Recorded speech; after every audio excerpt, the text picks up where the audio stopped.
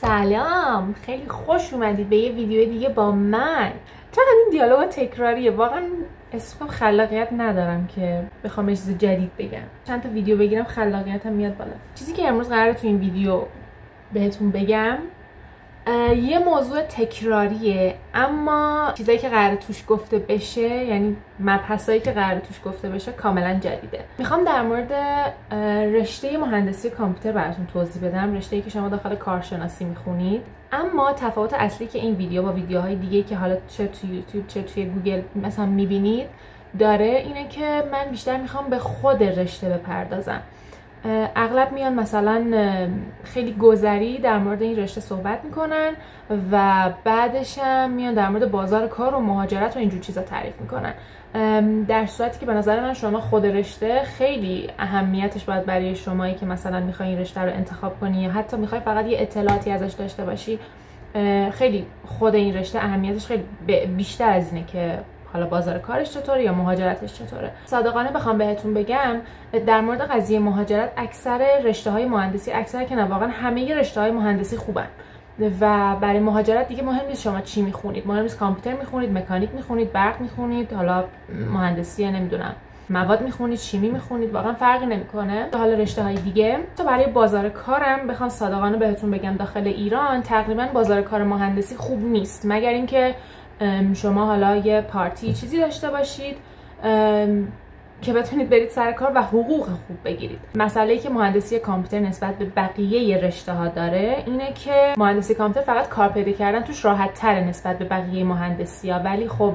از نظر درآمدی واقعا تفاوت خاصی نمی‌کنه. شما وقتی استخدام میشی با حقوق پای کار معمولا استخدام میشی، فرقی هم نمیکنه که مهارت چی باشه، حالا چه سخت‌ترین و عجیب‌ترین مهارت‌های مهندسی کامپیوتر که حالا شامل قضیه‌های AI میشن، چه حالا کارهای خیلی راحت ترش. و خب داخل مهندسی‌های دیگه تقریبا بعدیشون نسبت به کامپیوتر اینه که شما خیلی راحت نمیتونید کار پیدا بکنید، ولی خب کامپیوتر خوبیش اینه که حتی تو شهرهای کوچیک هم کار زیاد داره، وگرنه از نظر حقوقی واقعا تفاوت خاصی نداره، مگر اینکه شما داخل شرکت‌های خیلی خاصی استخدام بشید که بعضی وقتا حتی رشته‌های مهندسی‌های دیگه از کامپیوتر از نظر درآمدی خیلی بهترن، که خب اکثرا اونها هم پسرا رو استخدام میکنن.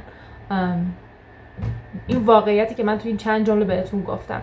توی این در واقع ویدیو میخوام بیشتر در مورد خود رشته مهندسی کامپیوتر باهاتون صحبت بکنم و یه ویدیوی خیلی کمک کننده‌ای باشه بهتون، مثلا برای کسایی که حالا میخوان انتخاب رشته بکنن. واقعا چیزایی که من خودم دوست داشتم بدونم، نه به خاطر اینکه تصمیممو عوض میکرد، فقط به خاطر اینکه مسیری که داشتم جلو میرفتم خیلی برام واضح‌تر بود تا چیزایی که خودم تجربهش کردم. الان بهتون میگم، البته چیزایی که میخوام بگم اصلا تجربیات من نیست، چیزایی که کاملا واقعیه، ولی خب هیچ وقت کسی اینا رو به من نگفته بود.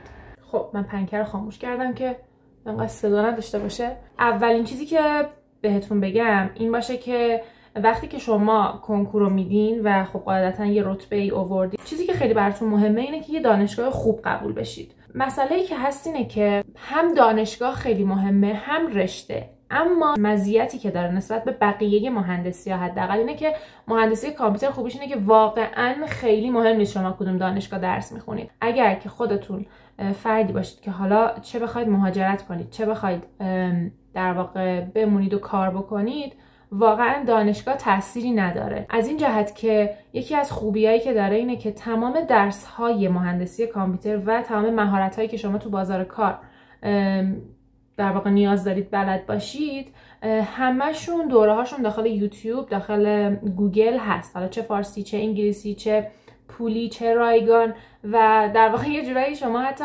میشه گفت برای یادگیری این رشته حتی نیاز نیست برید دانشگاه. این یه مزیت خیلی خوبه که شما خودتون میتونید همه کار انجام بدید. ولی یکم اگه بخوام در مورد دانشگاه باهاتون صحبت کنم، میتونم بهتون بگم که دانشگاه، اینکه شما چه دانشگاهی برید خیلی مهمه، ولی اینکه تو اون دانشگاه چه درسی میخونید واقعا مهم نیست. برم یه دانشگاه سطح خیلی خیلی پایین مهندسی کامپیوتر بخونم یا برم یه دانشگاه سطح خیلی خیلی بالا مثلا ریاضیات کاربردی بخونم، من اگه برگردم عقب این کارو میکنم که میرم دانشگاه خوب و ریاضیات کاربردی میخونم. حالا چرا؟ دانشگاهی که شما میرید باعث میشه که شما لولتون با اون دانشگاه، با بچه‌هایی که اونجا هستن و با اساتیدی که اونجا هستن همتراز بشه. هرچی که شما دانشگاهی برید که استاداش اهل علم ترن، توی فضای صنعتی آدمای بنامی هستن، ارتباطای زیادی داخل ایران خارج ایران دارن، شما فردی میشید که دقیقاً مثل اونا هستید. یعنی فردی میشید که اطلاعاتی توی حوزه علمی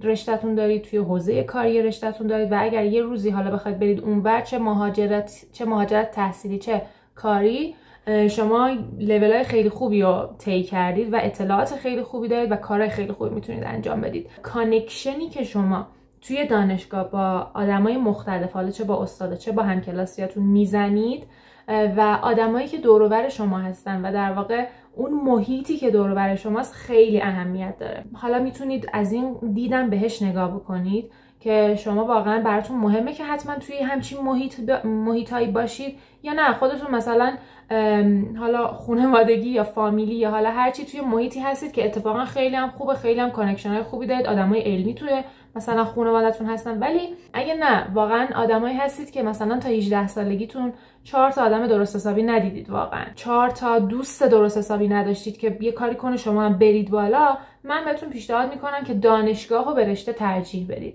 این واقعا تجربه من و تجربه خیلی از آدمایی بوده که مثل من بودن. اما اگر که نه آدمی هستید که در واقع محیط برای شما محیط خوبیه، دوستای خیلی مثلا خفنی دارید، آدمایی که حالا میشناسید آدمای خفنی هستن، آدمایی هستن که میتونن شما رو پوش کنن به سمت بالا، میتونید در واقع یه جورایی از اونا به عنوان یه پارتی استفاده بکنید تو محیط های مختلف، تو شرایط مختلف. و خیلی براتون مهمه که حتما یه رشته خاصی رو بخونید، چون به واسطه اون رشته مثلا میخواید برید یه جایی کار کنید که مثلا عموتون اونجا کار میکنه و خیلی جای خفن و خوبیه، آره حتما رشته رو به دانشگاه ترجیح بدید. این از مسئله‌ای که واقعا مهمه.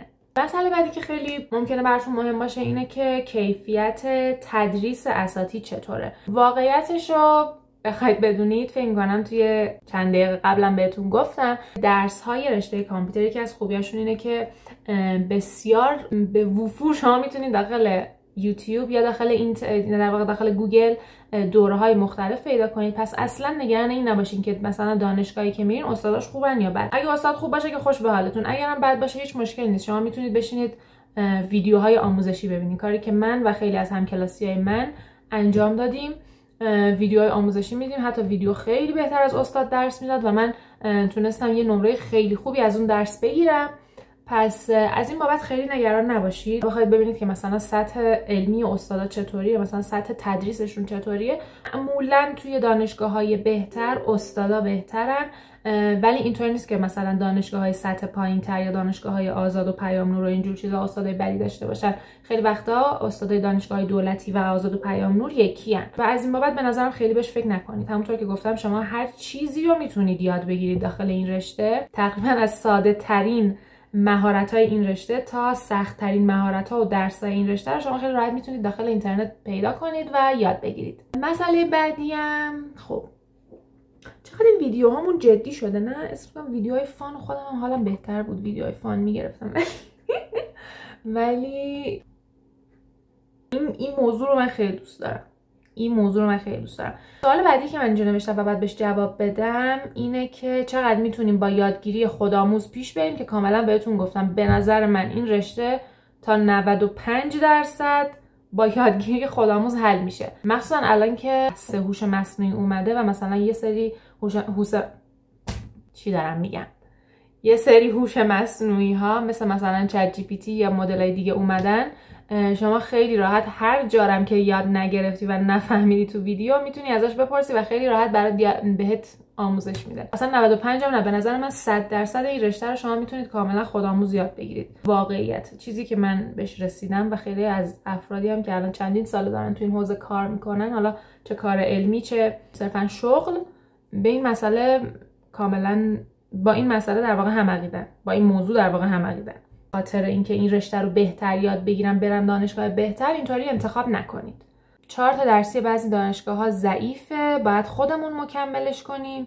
خب اولا در مورد 4 تا درسی چیزی بهتون بگم. دبیرستان خب اینطوری بود که خیلی مشخص بود که مثلا ما هر سال یه سری درس‌ها رو می‌خونیم. داخل دانشگاه هم همینطوریه، بهش میگن 4 تا درسی که شما هر ترم چه درسایی بردارید. حالا یه سری درس‌ها رو میتونید زودتر بردارید، میتونید دیرتر بردارید، ولی تقریبا مثل همونه، یه نقشه راهنماه که کمکتون میکنه که چه درسایی رو کیا بردارید بهتره، که چه درسایی رو واقعا کی باید بردارید. اصلا اگه دانشگاه دولتی خوب قبول بشید، یعنی تقریبا میتونم بگم که مثلا 20 تا 30 تا دانشگاه اول کشور 4 تا درسی، تقریبا 4 تا درسی خوبیه. اکثر دانشگاهاشون واقعا تمام چیزایی که باید پوشش دادن. یه سری از دانشگاه‌ها تقریبا همین 20 تا 30 تا اول دارن تلاش میکنن که 4 تا درسی هی بروز کنن، هی آپدیت میکنن و از این نظر مشکلی نداره. یعنی شما خیلی درسایی که مثلا توی شریف میخونید با درسایی که مثلا تو دانشگاه شیراز یا دانشگاه مثلا اصفهان، تبریز، مشهد اینا میخونید تقریبا یکیه.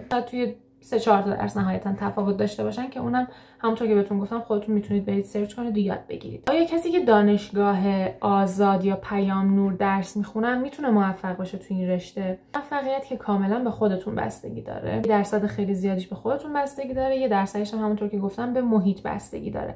اگه اون درصدی که شامل خودتون میشه واقعا قوی باشه، بله چرا که نه. البته بستگی داره به مسیر شما. اگه بخوای کار بکنی، اتفاقا دانشگاه آزاد بعضیا میگن بهتر. چرا؟ چون که از شما وقت نمیگیره. عادتا تو دانشگاه دولتی خیلی باید زحمت بکشی، ولی تو دانشگاه آزاد نه، اینطوری نیست. شما خودت اگه واقعا قصدت این باشه که از همون مثلا سال دوم دیگه شروع کنی بری سر کار، دانشگاه آزاد میتونه خیلی برات بهتر باشه. حتی برای مسئله اپلای هم دانشگاه آزاد یه وقتایی بهتره. چرا؟ چون توی خدا انقدر صحبت کردم زبونم گرفت چون توی دانشگاه‌های دولتی شما خیلی سخت میتونی نمره بگیری. یه سری از دانشگاه‌های دولتی واقعاً به بدبختی نمره میدن. نمونهش دانشگاهی که خودم بودم، واقعاً تو نمره دهی سخت بودن. چه درسایی که درسای مربوط به رشته کامپیوتر بود، چه درسای عمومی، واقعاً سخت نمره میدادن. ولی خب دانشگاه آزاد اینطوری نیست. معمولا بچه‌ها خیلی راحت‌تر نمره میگیرن و از این نظر شما یه مزیت میتونه برات باشه. این بخش اول ویدیو که بیشتر در مورد دانشگاه صحبت کردم که حالا شرایط این رشته با توجه به دانشگاه چطوریه و اینجور چیزا. قسمت بعدی میخوام در مورد مقایسه درسای دبیرستان با دانشگاه بگم که چه درسایی از دبیرستان اگه من دوستشون داشتم یا دوستشون نداشتم، اینا کاملا و مستقیما توی دانشگاه باشون سر و کار دارم توی این رشته. اولین چیزی که باید بدونید اینه که مهندسی کامپیوتر کاملا ریاضیه. یعنی شما اگه ریاضی دوست نداری نباید این رشته رو بخونی. واقعا اذیت میشی. درساش واقعا درسای سختیه، مگر اینکه بیای و درسای ریاضیاتیشو با نمره 10 پاس کنی. اما درسای اصلی دیگه که ما تو دبیرستان داشتیم خب ریاضی بود، فیزیک بود و شیمی بود. شیمی اصلا نداره، حتی یک واحد درس شیمی هم شما اصلا ندارید چون هیچ ربطی به این رشته نداره. فیزیک هم کلا 2 تا درس فیزیکی بیشتر ندارید که اونم عمومیه بین همه مهندسی هست. به جز اون دیگه همش ریاضیه. حالا خوشبختانه یا بدبختانه، ولی این یه مسئله‌ایه که باید بدونید. در مورد که این درس‌ها چیا هستن الان بگم یا بعداً بهتون بگم؟ نمیدونم. بذارید بعداً بهتون میگم. بعداً داخل قسمت درس‌ها کامل براتون اینو توضیح میدم. ممکنه بپرسید که چرا ریاضی انقدر مهمه و چه ربطی داره اصلا؟ مگه مهندسی کامپیوتر همش برنامه‌نویسی نیست؟ اولا که ریشه این درس کلا ریاضیه. برنامه‌نویسی هم کلا رو ریاضی میچرخه.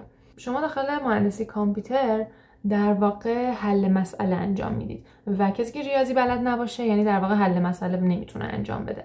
تفکر ریاضی خیلی اهمیت داره داخل این رشته. خود دروس ریاضی هم داخل یه سری از گرایشاش خیلی مهمن. مثلا یکی از گرایشایی که خب مثلا همتون میشناسین هوش مصنوعیه، ابتداش کامل ریاضی، یعنی شما مثلا باید اول ریاضی بدونید بعد حالا میرید سراغ چیزای دیگه. برای در واقع تحلیل کردن و برای حل مسئله ها داخل این رشته ما کلا از ریاضی استفاده میکنیم. برای همینه که ریاضیش خیلی مهمه. در واقع درک ریاضیش از همه مهمتره. یه وقتایی نه واقعا درک ریاضی نداری. اگه درک ریاضی نداری اصلا من این رشته رو پیشنهاد نمیکنم. واقعا سخت میشه براتون. ممکنه کاملا هم ناامیدتون کنه. توانایی حل مسئله رو حتما داشته باشین و کلا سعی کنید که یه مقدار ذهن تحلیلگری هم داشته باشید. خیلی اهمیت داره این مسئله. درسایی از دوره دبیرستان که در واقع اینجا هم کاملا میخونیدش: گسسته سال 12، آمار سال 11، هندسه 3 سال 12، البته بخش بردارهاش کامل، و فیزیک سال 11، بخش مدارهای الکتریکیش. از درسای اصلی، درس اصلی دوران دبستان عالی، از درسای دوران دبستان از درسای دوران دبیرستان این چند تایی که بهتون گفتم و اگر دوست نداشتید همشو با هم. حالا البته قسمت فیزیکش رو میگم خیلی مهم نیست به اون صورت، ولی اون قسمت ریاضیشو که بهتون گفتم اگر اینا رو دوست ندارید، واقعیتش اینه که خیلی رشته خوبی برای شما نخواهد، یا نهایتا کارایی که همه انجام میدن داخل این رشته رو میتونید انجام بدید. خیلی نمیتونید از نظر علمی داخل این رشته پیشرفت کنید، فقط میتونید از نظر کاری توش پیشرفت کنید. مسئله بعدی در مورد زبانه که خیلی هم میگن که چقدر ما باید زبان بلد باشیم داخل این رشته، کلا سطح زبانمون چقدر باید باشه. همونطور که بهتون گفتم همه مباحثش، همه درس‌هاش، همه مهارت‌های شغلیش توی اینترنت کامل گذاشته شده. در واقع دوره‌ها بیشتر به زبان انگلیسی هن. یه تعداد اندکی دوره زبان فارسی هم هست، ولی کیفیت زبان انگلیسی، کیفیت دوره‌های انگلیسی زبان به مراتب خیلی بیشتر از دوره‌های زبان فارسی هن. اگه که شما میخواید واقعاً این رشته رو بجوید، حالا یکم شیرازی هم شد، بجوید، باید انگلیسیتون حداقل در حدی باشه که بتونید بفهمید طرف چی میگه. شاید نتونید مکالمه کنید، ولی حداقل بفهمید ویدیویی که دارید میبینید چی میگه. در این حده که خیلی عالی، اگه که بیشتره که چه بهتر. ولی اگر که نه انگلیسیتون خیلی هم خوب نیست، نمیتونم بگم که تو این رشته نمیتونید موفق باشید، ولی خب چالش هم زیاد دارید. خیلی چیزا به زبان انگلیسی من میتونم بگم که واقعا بجز جزوه‌ای که خود استادا میدن، تازه اکثر استادان جزوه انگلیسی میدن، مثلا دانشگاه بهتر که باشید، به جز یه سری از استادا که جزوه فارسی میدن. من واقعا یادم نمیاد چیز فارسی خونده باشم در این توی مثلا دوران دانشجویی، مگر اینکه مثلا یه دوره مربوط به یه درسی پیدا میکردم و واقعا دوره خیلی خوبی بود، خب قاعدتا فارسیشو نگاه میکردم چون بهتر میفهمیدم چی میگه. ولی خب اکثر دوره‌هایی هم که من نگاه کردم انگلیسی بودن. یه مقدار ممکنه براتون چالش بشه اگر که واقعا انگلیسیتون خوب نیست. یه سوال خیلی مهمی که ممکنه براتون پیش بیاد اینه که اگه من ریاضی دوست نداشته باشم یا ریاضیم خیلی خوب نباشه، واقعا نمیتونم بیام این رشته. ببینید بهتون گفتم درس ریاضی خیلی داریم ما، احتمالا ممکنه این درس‌ها رو با نمره خیلی پایین پاس کنید، بیافتید. کاملا به هدف خودتون بستگی داره. اگه هدفتون این نیست که معدل خوبی کسب بکنید و هدفتون اینه که صرفاً برید داخل یه شرکت خصوصی کار بکنید، نه هیچ اشکالی نداره، میتونید بیاید این رشته رو بخونید. درسای خیلی خوبی داره، یه سری درساش هیچ ربطی به ریاضی نداره. هیچ ربطی به ریاضی که نداره اشتباهه، ولی خب شما نیاز نیست حتما ریاضی آنچنان ریاضی خوبی داشته باشید. حالا بعد که درس‌ها رو بهتون معرفی کردم کامل متوجه میشید که نیاز هست یا نه. پس نه مشکلی پیش نمیاد. ولی اگر میخواید کارهای علمی انجام بدید، حالا چه تو ایران چه خارج از ایران، حتما مهمه که شما ریاضیتون خوب باشه، حداقل در حدی باشه که بتونید یه سری کار رو انجام بدید. حالا میریم سراغ قسمت بعدی که در مورد برنامه‌نویسی. خیلی‌ها میپرسن، میگن که آیا قبل از ورود به دانشگاه باید برنامه‌نویسی بلد باشیم؟ اولا که یکم در مورد برنامه‌نویسی توضیح بدم که برنامه‌نویسی چی هستن. توضیحش خیلی سخته واقعا، چطوری توضیح بدم برنامه‌نویسی یعنی چی. وقتی که ما از کامپیوتر می‌خوایم که یه کاری برامون انجام بده، باید یه جوری بهش بگیم که این کار رو انجام بده دیگه، درسته؟ اون کاری که ما انجام میدیم که کامپیوتر بفهمه ما چی می‌خوایم بهش میگیم برنامه‌نویسی. کلاً دستور دادن به یه ماشین برای انجام دادن یه کاری بهش میگن برنامه‌نویسی. خیلی ساده بخوام بهتون بگم، اینکه ما یه مسئله‌ای رو توسط کامپیوتر حل بکنیم، کاری که ما انجام میدیم بهش میگیم برنامه‌نویسی. اینکه مثلا میگن زبان‌های برنامه‌نویسی، دقیقاً مثل زبان‌های خارجی که مثلا ما میگیم مثلا این زبان فرانسویه، این انگلیسیه، این آلمانیه. زبان برنامه‌نویسی هم همینطوره. مثلا زبان‌های برنامه‌نویسی که شما داخل دانشگاه یاد میگیرید C++, جاوا و پایتون هستن اغلباً. دانشگاه یه مقداری با هم متفاوت هستن، ولی اکثرا شما این چند تا زبان رو یاد میگیرید تو دانشگاه. حالا زبان‌های دیگه هم هستن، میتونید خودتون یاد بگیرید خارج از دانشگاه با توجه به کاری که انجام میدید. منطق همشون یکیه. یعنی شما مثلا وقتی میخوای به یه ماشین دستور بدی که یه کاری رو انجام بده، شما میتونی با هر مدل زبانی که دلت بخواد اینو بهش بگی. همونطور که وقتی ما میخوایم یه کلمه رو داخل فارسی بگیم با انگلیسی و فرانسوی و زبان‌های دیگه فرق داره، وقتی شما میخواید یه دستوری رو به کامپیوتر بدید که کامپیوتر اون کار رو انجام بده، قاعدتا تو زبان‌های مختلف مدل نوشتنش هم فرق میکنه. توضیح کاملا ساده‌ای بود که میتونستم بهتون بدم. برسیم به همون سوالی که گفتم که آیا قبل از دانشگاه ما باید بلد باشیم کد بزنیم یا نه.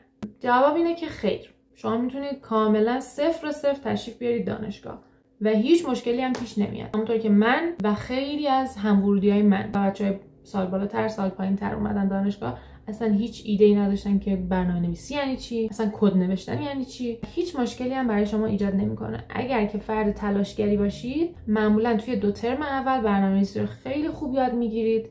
دانشگاه خوبی هم باشید بهتون پروژه زیاد میدن، بهتون تکلیف زیاد میدن. شما ترم اول دوم خیلی بهتون فشار میاد. بعضی وقتا ممکنه شب تا صبح بیدار باشید برای که فقط یه مسئله رو حل کنید و مثلا میبینید حلم نمیشه و واقعا بعضی وقتا پروژه رو مجبور میشید تحویل ندید چون نتونستید مثلا اون مسئله رو حل بکنید، ولی بالاخره یادش میگیرید. واقعا پروسه خیلی قشنگیه برای کسایی که علاقه‌مند باشن به این رشته. یادگیری برنامه‌نویسی خیلی میتونه سخت باشه با دانشگاه، مخصوصا چون پروژه‌ای که شما تو دانشگاه میگیرید خیلی سخته، اصلا قابل مقایسه با پروژه‌ای که تو دوره‌های مثلا آموزش برنامه‌نویسی بهتون میدن اصلا نیست. شما واقعا اذیت میشید ولی خیلی خوب یاد میگیرید. اونایی هم که دوست ندارن برنامه‌نویسی ممکنه علاقه‌مند بشن بهش. چند تا از درس‌ها برنامه‌نویسی محور هستن، من اینا رو بعداً بهتون میگم، ولی کلاً فکر کنم 4 تا یا نهایتاً 5 تا درس باشن که مربوط به برنامه‌نویسی ان. خیلی درس مربوط به برنامه‌نویسی زیاد نداریم که اونها معمولاً توی 3 یا 4 ترم اول تموم میشن. و یه سوال خیلی مهم تفاوت ایجاد میکنه بین بچه‌هایی که مهندسی کامپیوتر میخونن و کسایی که صرفا با دوره‌های برنامه‌نویسی برنامه‌نویس میشن، و اونم اینه که بچه‌های مهندسی فهم سیستمی پیدا میکنن، اینکه یک مسئله رو چطوری حل کنن، به بهترین روش ممکن حل بکنن یاد میگیرن. کسی که مهندسی کامپیوتر میخونه یاد میگیره که یه مسئله رو جوری حل کنه که به بهینه‌ترین شکل ممکن حل بشه، در حالی که کسایی که برنامه‌نویسی میکنن صرفاً توانایی فقط حل مسئله یاد میگیرن. یعنی صرفاً یه مسئله میذارین جلوشون و اونا حالا از یه راهی که فکر میکنن راه درستیه حلش میکنن. ولی تفاوت داره قطعا بین کسی که درس‌های مهندسی میخونه. یه سوال خیلی مهمی که ممکنه پیش بیاد اینه که اگه من برنامه‌نویسی دوست نداشته باشم، آیا این رشته برای من مناسب نیست؟ یه خوبی که مهندسی کامپیوتر داره اینه که گرایش‌های خیلی وسیعی داره. خیلی کارها میتونی داخل این رشته بکنی. خیلی از این کارها در واقع محدود به برنامه‌نویسی نمیشه. میتونی در واقع برنامه‌نویسی نکنی ولی یه شغل خیلی خوبی داخل مهندسی کامپیوتر داشته باشی. اکثر رشته‌های خوبش، رشته‌هایی که در واقع شما باش میتونی کارهای خیلی خوب و خفن انجام بدی و حالا مهاجرت بکنی، نیاز داره که شما دانش برنامه‌نویسی داشته باشی. دانش برنامه‌نویسی داشتن مهمه، نه اینکه حتما شما برنامه‌نویسی انجام بدی. یه جایی ممکنه انجام بدی، یه جایی ممکنه انجام ندی، ولی این دانش حل مسئله هست که شما رو هیچ وقت ول نمی‌کنه و همیشه با شماست. وگرنه آره یه سری از گرایش‌ها هستن که نیاز به برنامه‌نویسی ندارن، یه سری گرایش‌های مدیریتی هستن که میره سمت مثلا مهندسی صنایع، ولی به جز اونها نه. به جز اونها دیگه همه در واقع گرایش‌ها برنامه‌نویسی رو میخوان. برنامه‌نویسی پایه‌ای ترین چیزه، یعنی اگه اینو دوست نداشته باشید دیگه واقعا بقیه چیزا رو ممکنه واقعا دیگه دوست نداشته باشید اونا رو هم. مسئله بعدی اینه که کم چیز میشه، نمیدونم، کسی فکر نمی‌کنم در مورد این موضوع صحبت کرده باشه، ولی من احساس می‌کنم اگه صحبت بشه بد نیست. رشته مردونه است یا نه؟ خب یه واقعیتی که وجود داره مثلا تو جامعه ما، من الان در مورد ایران صحبت کنم، کار به خارج از کشور ندارم. اگر که میخواید مهاجرت کنید اصلا براتون مهم نباشه که چه رشته مهندسی میخونید و دخترید یا پسر، اینو بهتون گفتم، چون که یه مقدار دنیای اونور با اینور فرق میکنه. ولی اگر که میخواید اینجا بمونید و کار بکنید، پیشنهاد من بین مهندسی‌ها به شما که دختر هستی، اگه پسری که هیچ عزیزم هر چی دوست داری بردار، اما اگه دختر هستی پیشنهاد من بین مهندسی و مهندسی کامپیوتره یا صنایع مثلا. وگرنه بقیه رشته ها برای شرکت های خفن، شرکت هایی که حقوقای خیلی خوب و خفن میدن، اغلب مردا رو استخدام میکنن. استخدام های دولتی و حتی استخدام های خصوصی که کارهای سخت صنعتی دارن، چون رشته های مهندسی اکثرا رشته های صنعتی هستن. کامپیوتر نسبت به بقیه رشته های مهندسی یه مقدار فضای لطیفتری داره واقعیتش، و شما نیاز نیست خیلی کارهای سخت فیزیکی انجام. اصلا کار سخت فیزیکی که نداری، کلا فقط باید تایپ کنی. تنها کار سخت فیزیکی همینه و مثلا هم کردن لپتاپ 3-4 کیلویی. وگرنه به جز اون دیگه کار فیزیکی که ندارید شما. نتیجتا اگر که دختری هستی که حمایت کاری نداری، مثلا پارتی نداری که یه جا استخدامت کنن، به نظر من بهترین گزینه برای رشته مهندسی کامپیوتر، چون کار زیاد داره و توی 99% پوزیشن‌های کاری بین دختر و پسرش تفاوتی نداره، چه واسه استخدام‌های دولتی چه واسه استخدام‌های خصوصی. اما برای رشته‌های دیگه مثل برق، مکانیک، شیمی، نمیدونم عمران، من تمام آگهی‌ها رو که نگاه میکنم همشون از دم آقا میخوان. پس این رشته برای دخترها رشته مناسبی میتونه باشه بین مهندسی‌ها. برای پسرام که گفتم فرقی نمیکنه، هرچی خودتون دوست داشتید. اگه کسی هستید که میخواید از همون ابتدای کار یه درآمد کوچیکی داشته باشین، یه حالت خرجی تو جیبی داشته باشین، مهندسی کامپیوتر خیلی خوبه، چون میتونید همزمان با درستون کارم بکنید، در صورتی که برای خیلی از رشته‌های مهندسی همچین امکانی رو ندارید شما. نهایتاً بتونید کارآموزی برید. این از چیزایی که من تا الان توی ویدیو گفتم. میخواستم که در واقع آخر این ویدیو در مورد درسای این رشته هم صحبت کنم. میخواستم کامل 4 تا بهتون نشون بدم و کامل اطلاعات داشته باشید، ولی خب چون که یه ویدیو داره طولانی میشه، ترجیح میدم تو پارت‌های بعدی به این مسئله بپردازم. حالا من سعی کردم سوالایی که به ذهن خودم چی گفتم اصلا؟ من سعی کردم سوالایی که به ذهن سوالاتی که به ذهن خودم رسید و داخل این ویدیو جواب بدم. اگر که شما سوال دیگه ای دارین حتما داخل کامنت ها از من بپرسین، من اینا رو لیست میکنم و کامل بهشون جواب میدم. حالا یا داخل ویدیو یا داخل خود کامنت ها بهش جواب میدم تا خیلی کامل در مورد مهندسی کامپیوتر باهاتون صحبت کرده باشم، چون احساس میکنم که واقعا هیچ ویدیویی نبود که انقدر خوب و کامل بخواد باهاتون صحبت بکنه. میخوام همچنان ادامهش بدم و همچنان در مورد موضوعات مختلف داخل این گرایش، داخل این رشته صحبت بکنم. مثلا یه ویدیو در مورد گرایشاش داخل ارشد بذارم براتون، یا حالا چیزای دیگه که در واقع خیلی بهتون نمیگن. پس هر سوال دارین حتما بپرسین و بوس بهتون و همین دیگه. Thank you.